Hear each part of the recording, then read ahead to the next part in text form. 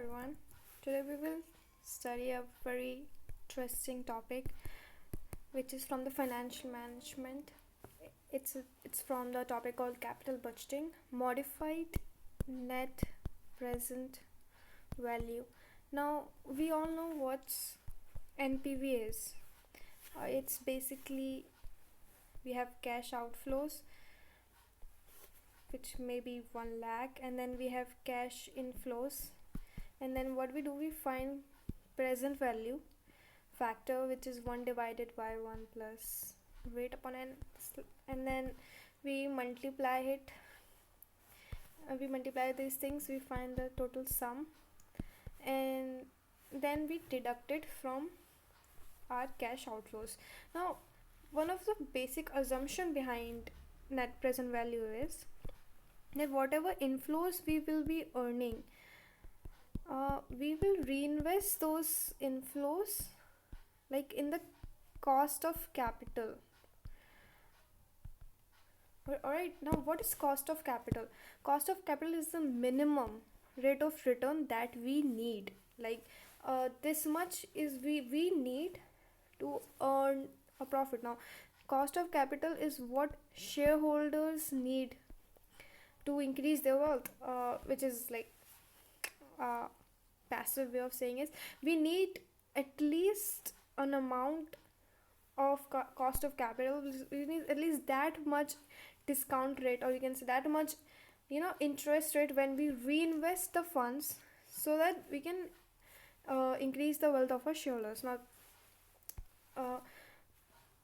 Now this is the minimum rate, but in reality we might invest in a different rate. Like we have banking rate of like bank saving interest rates of 10%, 10% fixed deposit rate, or this is savings rate. Now this is on what we will invest, but we can say cost of capital minimum rate of return what we need 6%. All right, and this is what we are getting. We will invest in this rate, right? We will not invest in this rate. Now you will say that how are you saying we are assuming that we will invest in 6% in cost of capital? Now I'll give you a sum to solve, and then you'll find out how I am saying is. Now assume this is our cash outflow and this is our inflow. Now what we usually do, we multiply it with the PVF, present value factor, and then we add it, and then we deduct it. Now just assume that, and also we discount rate we use is 6%, which is our cost of capital. Now assume that we have the same example, 1 lakh, and we use only 6,000. Now what you're gonna do is you're gonna reinvest it in the cost of capital. Now what you're gonna find is CVF, compound value factor, or you can say the future value.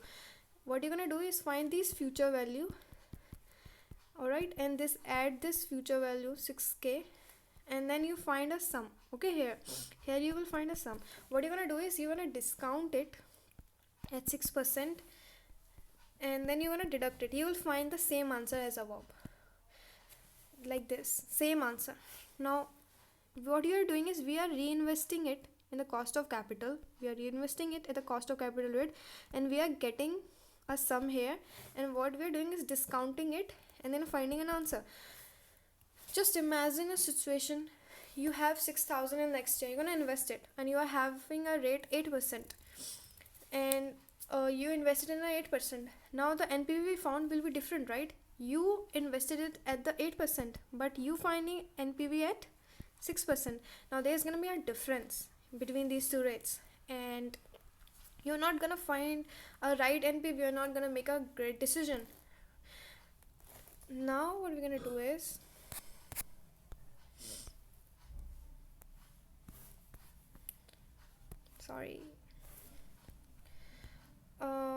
in the modified NPV, what we do is we reinvest the inflows at the reinvestment rate.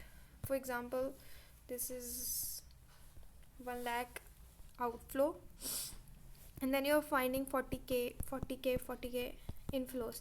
Now you're finding the compound value factor, or you can say future value at 8%. Then you found a compound value factor, you got another interest rate 10%, and then you add it all up, and then you found the terminal value. And then after finding this terminal value, we have the real value, like we invested at 8% and we got the value at 8%. Now we invested at 10%, we found the value at 10% we have.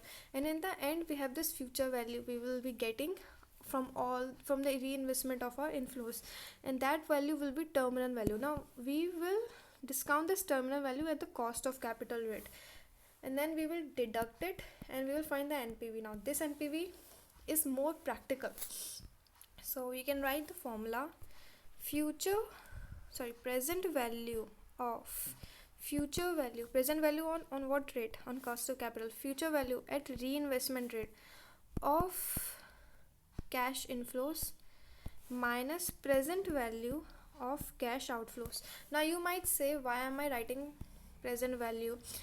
Because we already have the present value. Like sometimes in the question you may be given minus 10,000, minus 20,000, then 40,000, means you invested in 2 years. Now when you invest for like 2 years different sums, then you have to find the present value of these cash outflows, and then you will deduct it here.